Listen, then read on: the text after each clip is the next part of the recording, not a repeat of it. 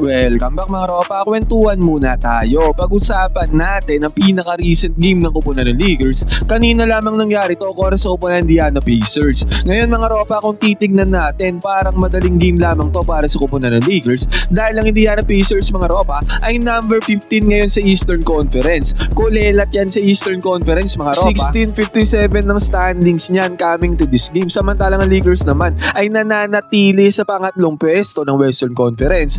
47-26 ang kanilang standings. Pero kung titingnan natin mga ropa, ang pang-apat na Denver Nuggets ay lumalapit dito sa Lakers. 45-28 ang standings ng Denver Nuggets mga ropa at sunod-sunod nga yan Minnesota at Houston Rockets. Magkakalapit lamang sila sa standings. Samantalang Phoenix Suns naman ay 3 wins away ang pagitan para sa kupunan ng Houston Rockets. Galing nga sa pagkatalo ang Lakers mga ropa mula sa kamay ng Detroit Pistons, naputo lang kanilang 9 times winning streak. Ngayon mga ropa, ito ang last game ng Lakers sa away mga ropa sa road sa hindi nila home court, at sa 6 games na hindi sila sa home court mga ropa, 5 buwan ng standings na kanilang tinala.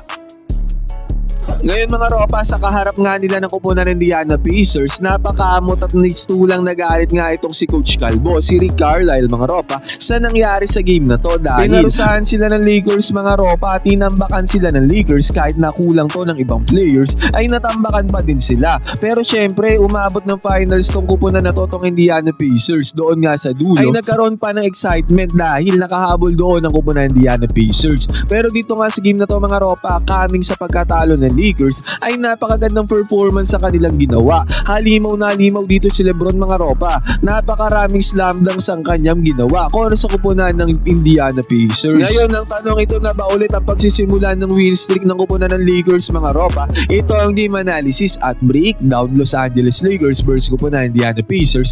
Malapit na ang playoffs mga ropa, konting araw na lang. Simulan na natin to. Okay game.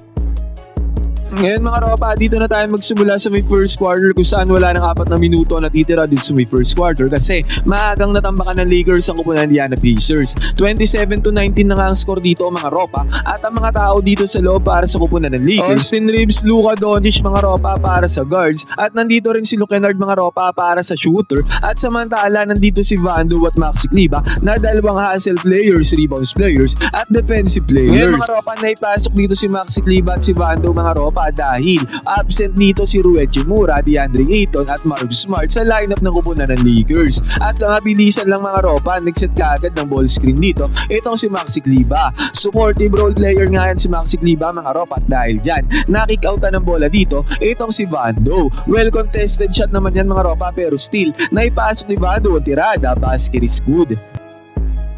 At eto mga ropa, Luka Doncic na nagmamando ng bola dito. Kitang-kita talaga natin yung gravity na mayroon dito itong si Luka Doncic. At dahil sa gravity na yan mga ropa, open na open itong si Luke Kennard dahil yung bantay ni Luke Kennard ay nandyan kay Luka Doncic. Kaya pinasa lang yung bola mga ropa, tirada ni Luke Kennard. Nag-roll pa dito yung bola mga ropa, pero hinigop din ng ring. Nagkaroon ng back-to-back 3-pointers dito ang Lakers mga ropa. Kaya sa isang iglap lumobo na sa 33-19 ang score. Tambakol na ng 14 points dyan ang kupunan ng Indiana Pacers. Nakachani naman sila ng 2 points doon sa may lalim, doon sa may paint. Yun nga lang mga ropa, si Luka naman ay ang bilis bumawi dito. Solo lang mga ropa, isolation play. Wala nang play to, isolation lang. 2 points kaagad na nagawa dito ni Luka Doncic. At after niyan, nag-turnover dito ang kupunan ng Indiana Pacers. At sa turnover na yan, nakapitalize siya ng kupunan ng Lakers. Austin Reeves mga ropa, binigay kaagad yung bola sa pinaka-shooter sa team. Walang iba mga ropa kundi si Luke Kennard. Kaya nagkaroon ng dalawang magkasunod na 3-pointers dito si Luke Kennard. Open na open ba naman yan? Basket is good. Kaya lumobo na sa 38-21 ang score mga ropa. Sinabi ko nga sa inyo, maagang tinambakan ng Lakers ang kupunan ng Indiana Pacers. Pinamukha ng Lakers sa Indiana mga ropa na number 15 spot talaga to sa Eastern Conference. Ngayon mga ropa, after pa nito, eto na naman. Napakagandang ambag talaga ang pinapakita ng mga role players sa kupunan ng Lakers, lalo na to si Maxi Kleber mga ropa. Pag pinapasok siya ni Coach JJ Redick, sobrang solido yung plus-minus niya sa may court mga ropa. Kitang-kita nga natin dito yung defensive presence na kanyang ginawa dito kay Pascal Siakam. Tendency outcome niyan, nag-turnover ang kupunan ng Indiana Pacers. At ang maganda nga dito mga ropa, nakapitalize ang Lakers yung turnover na yan dahil 3-pointer pa ang binaon dito ni Luka Doncic. Basket is good. Nakabawi naman ng 2 points sila dyan ang kupunan ng Indiana Pacers mga ropa. Yun nga lang, mabilisan itong si Luka Doncic mga ropa. Sobrang init dito pa lamang sa may first quarter. Tumataginting na 21 points nga kaagad ang mayroon si Luka first quarter pa lamang.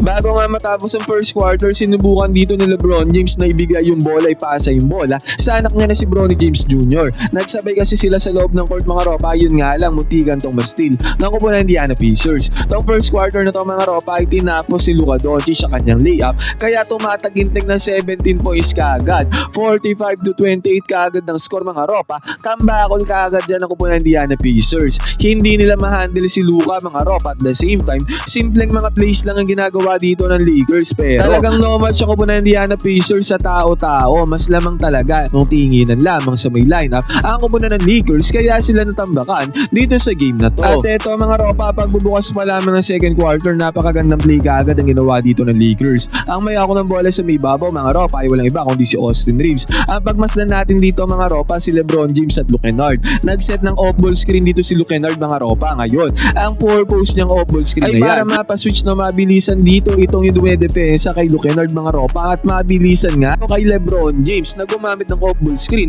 na itong si Luke Kennard. At kita-kita natin may mismatch dyan sa may ilalim. At buti nga mga ropa, napasa kaagad ni Austin Reeves. Ang gandang entry pass ang ginawa din ni Austin Reeves mga ropa. Sumubok kumontes dyan yung defender, yun nga lang hindi niya kinaya yung pasa. Napakagandang pasa nga kasi. Tendency outcome nito, nagkaroon ng easy 2 points si LeBron doon sa may ilalim. Basket is good.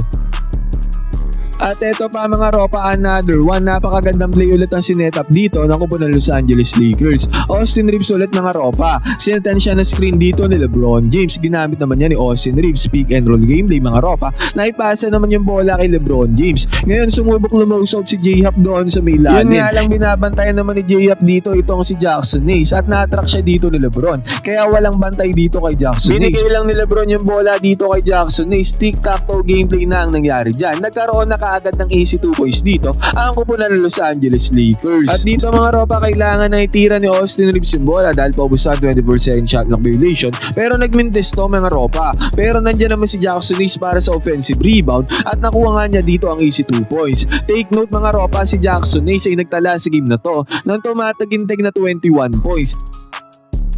Yan ang season 9 ni Jackson Hayes mga ropa. Marahil ito na ang kanyang best game so far ngayong season. 21 points mga ropa. At another one after nito sa may transition, LeBron James naman ang bumanat dito mga ropa. May humarang dyan na isang defender pero binangga ni LeBron.